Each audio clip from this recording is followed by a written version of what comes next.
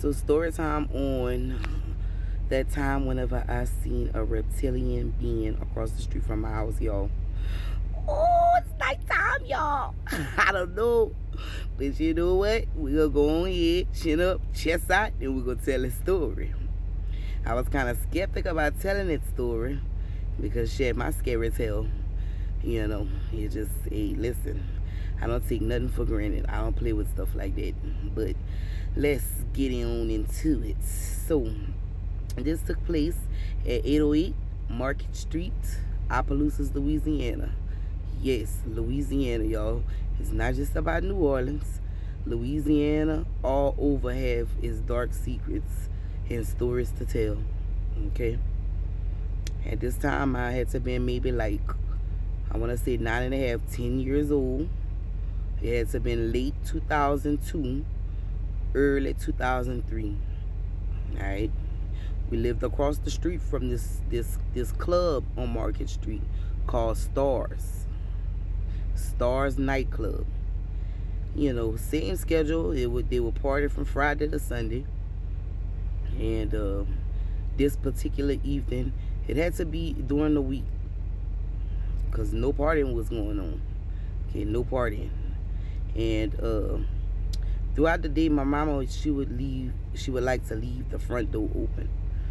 We had this storm door, and she would like to leave the door open to watch us most of the time when we playing through the day, see who's going by, and just to pretty much like let some fresh air into. And yeah, so the incident took place, I want to say maybe around 7:30, 8 p.m. It was still, kind of early, just getting dark.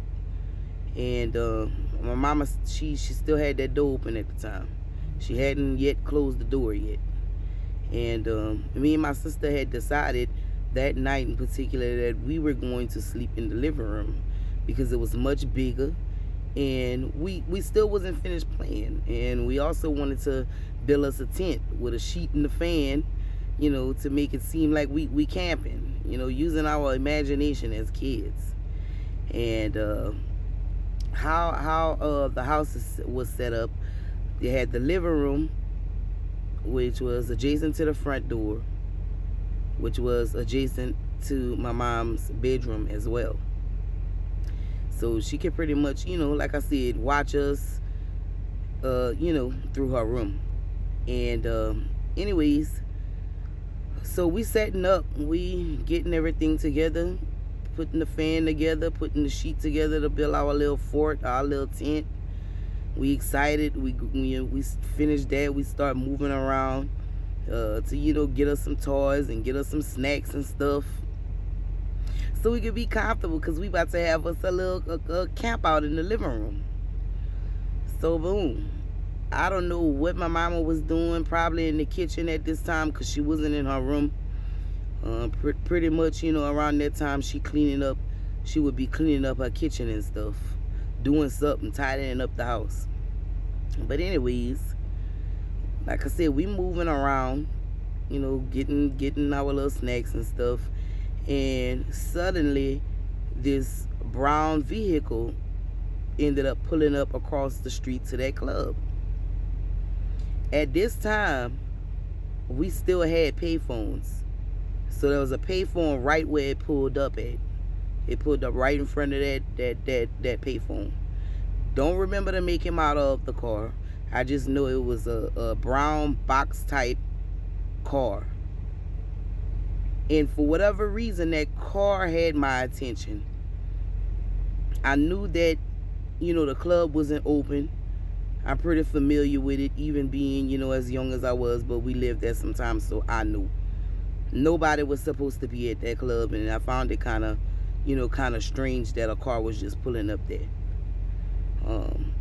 Before I continue, I want to say that, around those times, like, you could have just leave your door open and not have to worry about nobody, entering your house, unannounced. And especially where we lived, it was pretty small. Everybody pretty much knew everybody, and we didn't have to really worry about nothing. But that car had pulled up in front of that payphone, yo. Whatever it was, they had been sitting in there for a little while. Maybe I want to see 5 minutes before something got out of that passenger side. That car really caught my attention because I just stood there in front of that storm door and I just was watching. It's almost like I was in a trance, just staring. That thing got out of that car, yo, and I couldn't believe my eyes. I was in a state of shock. I couldn't believe what I was seeing. It was dressed like a man. It had a dark colored jacket on. It had pants on. It had a head shaped like a oversized football. And the way the eyes sat, it sat directly on the head of that thing. Like directly on the head of it. Two big old eyes. And it walked up to the payphone. It called somebody or something. And I'm just still in a trance staring at it. And y'all know us as people, like, as people, we got intuitive, we got intuitive senses. So if we feel something staring at us, we gonna turn and we gonna look. That's exactly what that thing did. It turned around and it looked at me. When I tell y'all, it's almost like my soul left my body. The hairs on the back of my neck stood up while I was still stuck in a trance looking at that thing. Because I knew that wasn't normal.